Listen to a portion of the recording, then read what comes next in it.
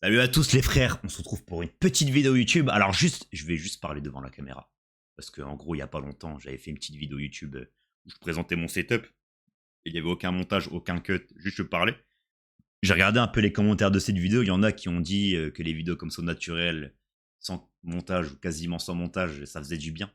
Il y avait un petit côté proximité et tout.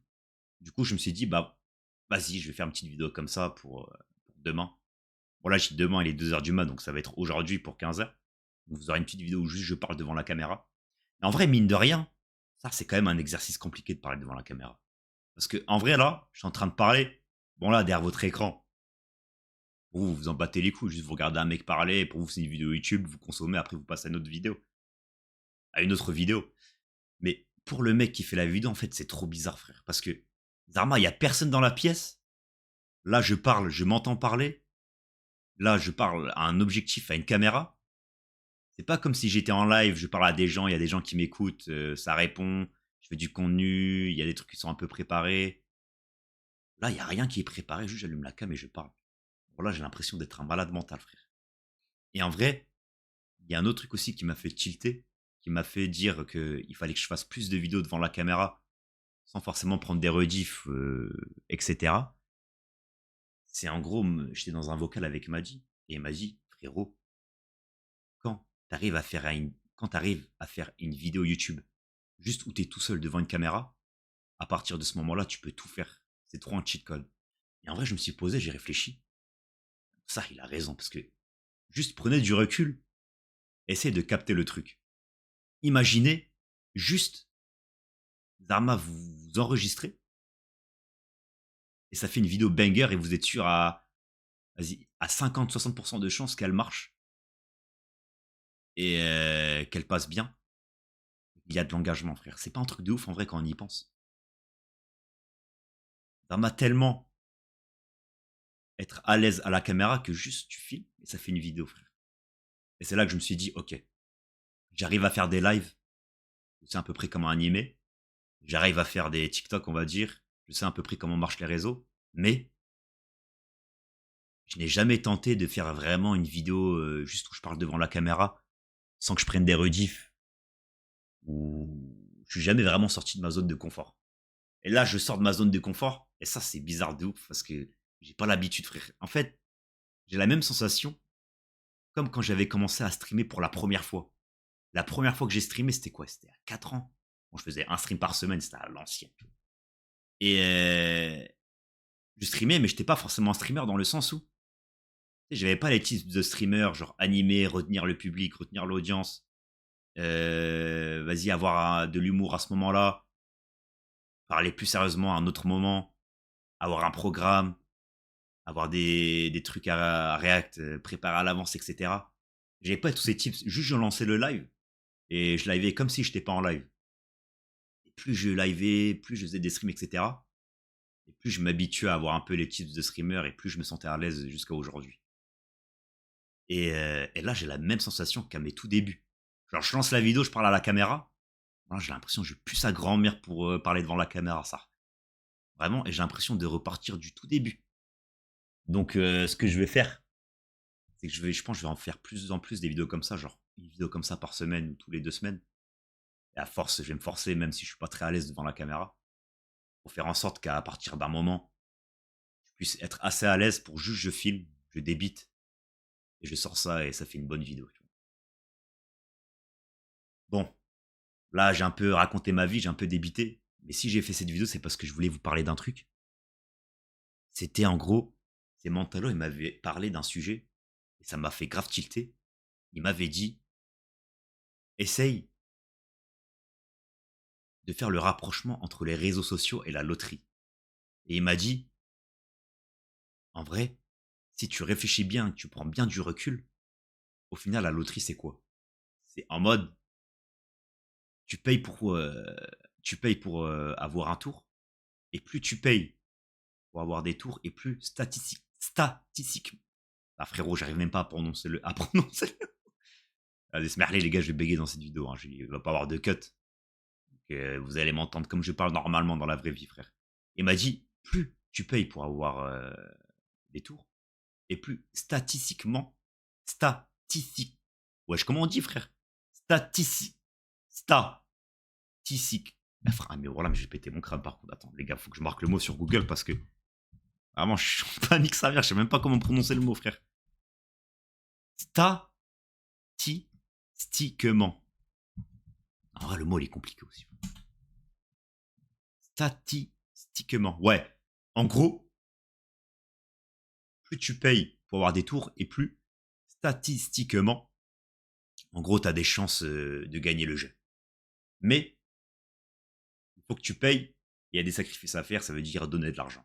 Et même quand tu gagnes, tu as toujours envie de plus et tu continues à payer en pensant peut-être que tu vas gagner encore plus ou que tu vas gagner encore de l'argent. Et au final, tu es endetté et c'est à double tranchant. Maintenant, il m'a dit, fais le rapprochement avec les réseaux. Les réseaux, c'est quoi?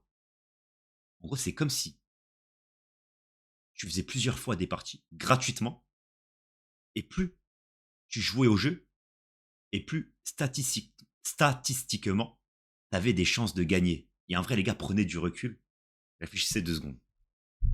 En vrai, c'est pas con parce que c'est comme si tu jouais au loto, sauf que tu payes pas, c'est gratuit. Et plus tu joues, plus tu as des chances de percer. Et ça m'a fait grave réfléchir. Et j'ai vu ça un peu comme, genre, l'argent pour jouer pour faire plusieurs tours. Bah, c'est le contenu, genre les streams, les TikTok, les vidéos YouTube. Et plus tu fais du contenu, plus tu as des chances d'atteindre un public et d'avoir de plus en plus de visibilité. Et à partir de ce moment-là, je me suis dit, mais frérot, en fait, genre, percer sur les réseaux, il y a tout le monde qui se prend la tête, qui se disent, ok, faut que je fasse ci, faut que je m'inspire de ça, faut que je fasse ça, comme ci. Alors bien sûr, il y a des tips chez les streamers, chez les mecs qui font du contenu, qui aident pour avoir plus de chances, entre guillemets, de percer. Des basiques, on va dire. Mais en vrai, si tu réfléchis bien, frérot, il suffit juste de jouer plusieurs fois au jeu, c'est gratuit, et au bout d'un moment, c'est sûr que tu auras la visibilité. C'est impossible. Un mec, par exemple, il fait une vidéo YouTube tous les jours, il fait du contenu tous les jours, et il n'y a pas un moment où il y a le train qui va passer et où il y aura de la lumière sur lui. C'est impossible, frère. Vous pouvez me citer tous les noms que vous voulez. Si le mec, il fait du contenu, il a des bonnes miniatures, il y a un bon montage, plus à côté, il stream, il truc, il fait du contenu partout. En fait, le mec, déjà, il joue au jeu, plus il a les basiques. Et forcément, au bout d'un moment, il va avoir le gros lot comme au loto. Et quand il m'a dit ça, ça m'a fait bien réfléchir, frère. Ça m'a fait bien, bien réfléchir. Là, il est 2 heures du mat. Je viens de finir mon stream. Euh, Là, il y a un mec à moi, genre un abonné à moi qui m'a envoyé un message. Je voulais parler de ça aussi. Et il m'a dit, frérot, c'est mon rêve de me lancer sur les réseaux. Est-ce que t'es chaud de faire un truc avec moi, genre des streams, etc. Et genre, j'ai vu les messages et j'ai soupiré, mais j'ai pas soupiré dans le mauvais sens du terme où je me suis dit, ah, vas-y, j'ai pas envie de faire des trucs avec lui, laisse-moi faire mon contenu. J'ai soupiré dans le sens où, en fait, les gens, ils croient trop que pour percer, il faut forcément faire du contenu avec un mec connu quand t'as commencé par rien faire sur les réseaux. En fait, c'est complètement con de penser comme ça et je vais vous expliquer pourquoi plutôt. C'est comme si tu commençais les sports de combat, t'avais zéro expérience et tu voulais directement faire des sparring avec, je sais pas, John Jones ou Mike Tyson. Frérot, déjà, lance-toi tout seul dans ce domaine-là, essaye de voir ce qui marche pas, fais les erreurs, rattrape-toi, et peut-être que une fois que tu auras compris un peu les mécaniques des réseaux, comment ça marche, de faire des vidéos, des lives, etc., et que tu auras une base de communauté, tu pourras faire du contenu avec les autres. En vrai, il y a une vérité sur les réseaux qui est à la fois triste, mais à la fois, en vrai, ça se comprend totalement, c'est que les réseaux, c'est donnant-donnant, c'est-à-dire, il y a un mec qui va faire du contenu. On va dire, vas-y, il fait 700 viewers et il a une certaine communauté.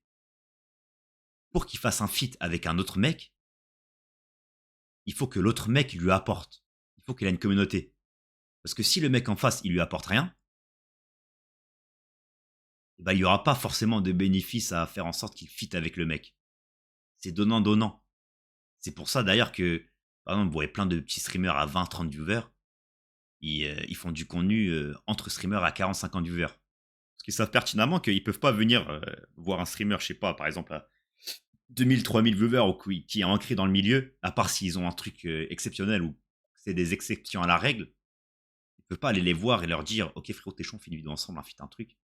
Même si le mec il accepte, en fait au final, ça va pas forcément lui apporter quelque chose. Parce que les gens ils pensent que, en fait, non, je vais mieux m'expliquer parce que je pense que vous n'avez pas tout capté, vous avez capté le fond de ce que je voulais dire. Il y a des trucs que je pense que j'ai pas encore exprimé.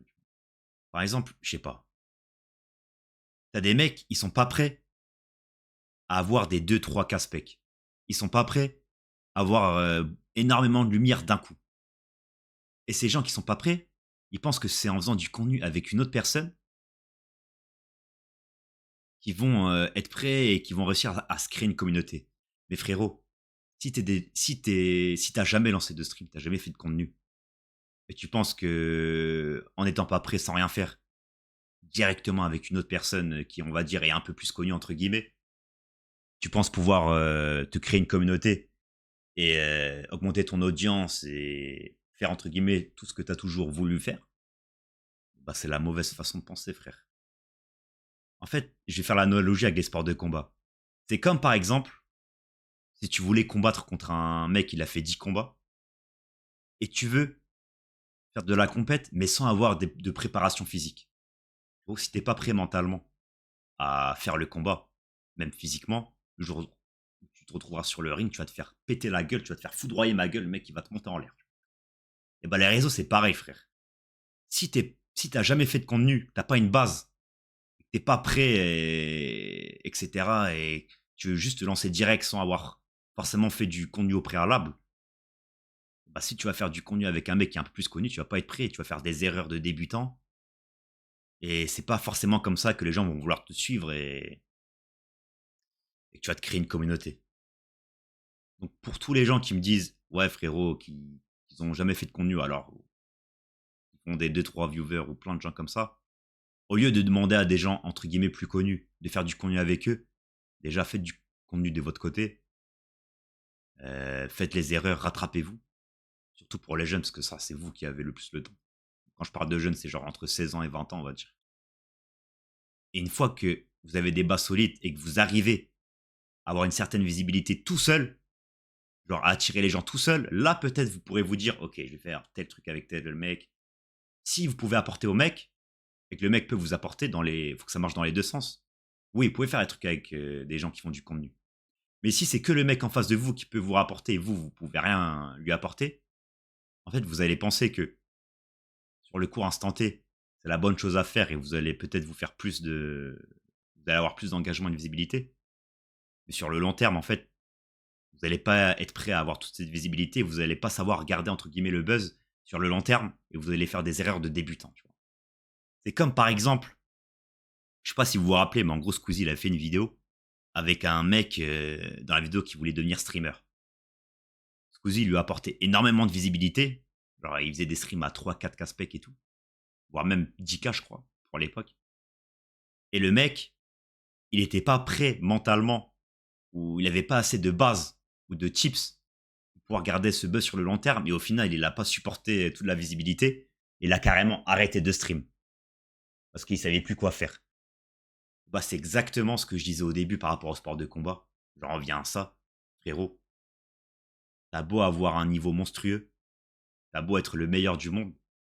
Si tu commences, enfin, si tu fais une compète, un combat, et que tu fais aucune prépa physique derrière, tu vas te faire monter en l'air. Et bah, les réseaux, c'est pareil. Si vous vous préparez pas, si vous faites pas les erreurs vous-même, si vous essayez pas de vous dire, ok, ça marche, ça marche pas, vas-y, je vais le faire comme ça, pas comme ça. Si vous faites pas les erreurs, si vous voyez pas où est le problème, si vous essayez de pas vous rattraper, si vous n'arrivez pas tout simplement à vous créer une communauté de vous-même et que vous voulez directement vous lancer avec un mec un peu plus connu, ça vous allez vous, ça va peut-être, vas-y, sur l'instant T, ça va marcher pendant 3-4 jours, vous allez avoir de la visibilité. Mais si vous n'êtes pas préparé sur le long terme, frérot, vous allez juste pas pouvoir gérer le buzz. Vous allez finir comme bah, le mec que Squeezie avait essayé de faire percer. Donc voilà, c'était une petite vidéo où je voulais parler de ça.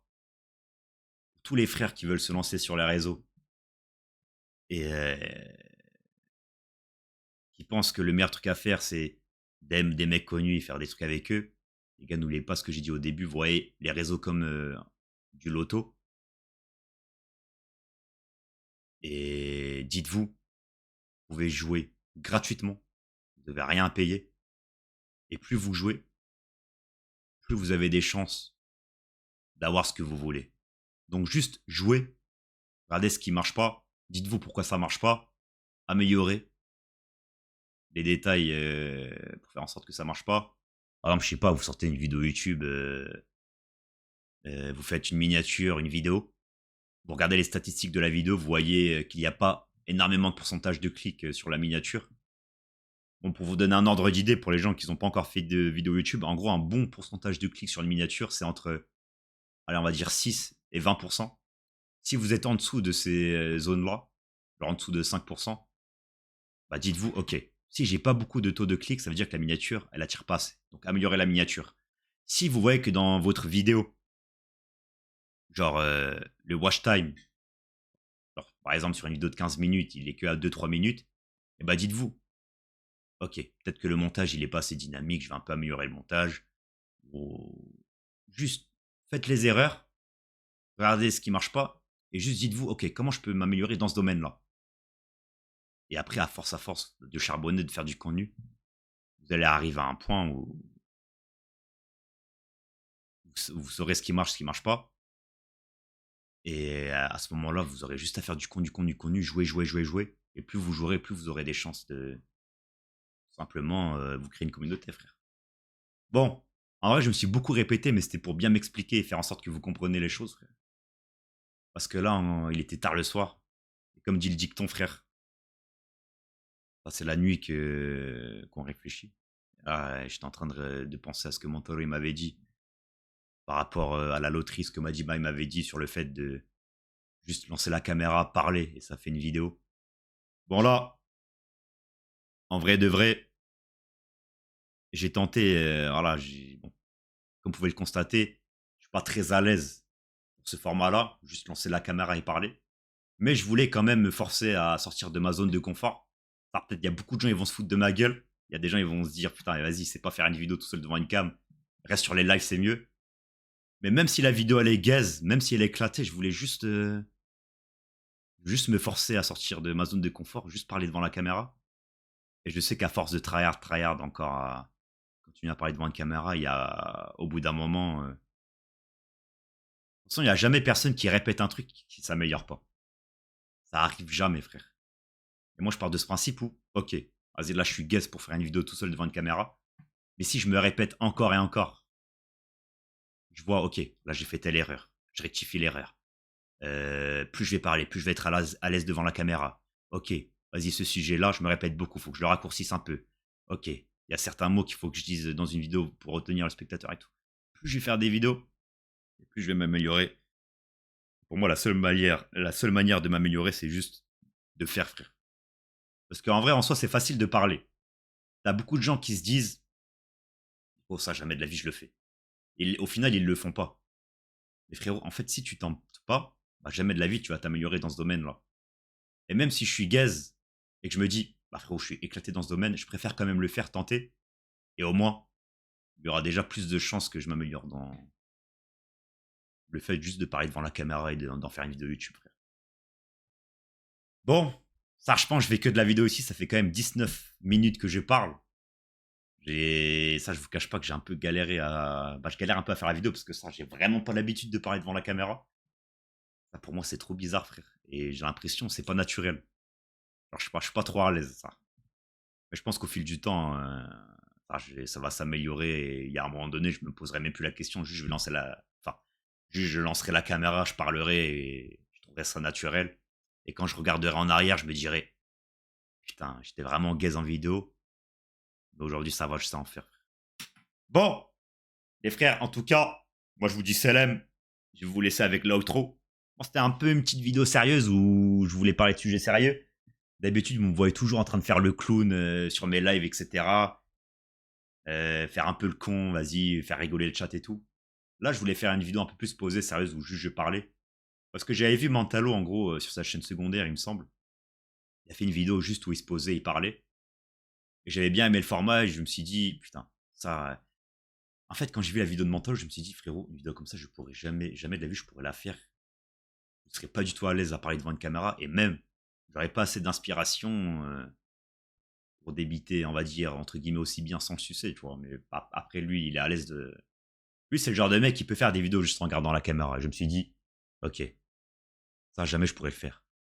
Et là, ce soir-là, juste à la fin de mon stream, je me suis posé, je me suis dit, mais frérot, si tu le fais jamais, t'atteindras jamais ce niveau. Si tu veux percer sur les réseaux et faire en sorte d'optimiser au maximum tous les rouages, on va dire, pour être au sommet, il faut que tu saches faire tout et n'importe quoi. Je me suis dit, ok, je sais faire des lives, je sais faire des TikTok et tout, mais je sais pas faire des vidéos juste où je parle devant la caméra. Donc je me suis dit, frérot, vas-y, tu vas te forcer, même si t'es gaze, et tu vas persévérer, au bout d'un moment, tu vas t'améliorer, et c'est que comme ça que tu vas t'améliorer. Donc j'en ferai plus en plus des vidéos comme ça, et voilà, frère. Et sur ce, les gars, bon, ça, je pense que j'ai assez débité, frère. Putain, ça fait 21 minutes que je parle, hein. 21 minutes, frère. Et quand j'ai lancé la vidéo, voilà, je pensais, j'allais, je sais pas, débiter 5 minutes et j'allais plus savoir quoi dire après. Au final, je voulais parler d'un sujet, c'était par rapport à ce que Mantolo m'avait dit par rapport à la loterie. En fait, les réseaux, c'est comme une loterie, plus tu joues, c'est gratuit en plus, et plus tu as des chances d'avoir ce que tu veux. Et après, on a dérivé sur d'autres sujets, parce il y avait un mec qui m'a envoyé un DM juste avant que je tourne la vidéo, et du coup, j'ai parlé un peu plus longtemps.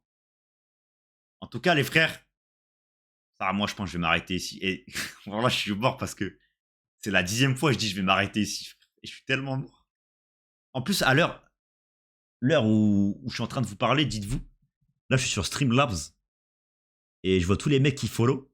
Et pendant que je suis en train de faire la vidéo, il y avait des mecs qui follow là. Genre, dites-vous, genre, là, à l'instant T où je vous parle, voilà, c'est vrai.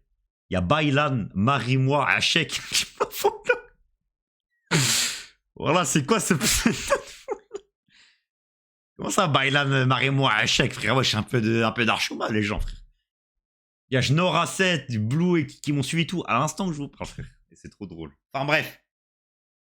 Bon, là, par contre, je vais vraiment vous laisser, les frères. Je vous dis salam. Passez une bonne soirée. Et voilà, frère, je vais juste mettre l'outro et c'est tout, frère. Ciao, l'équipe.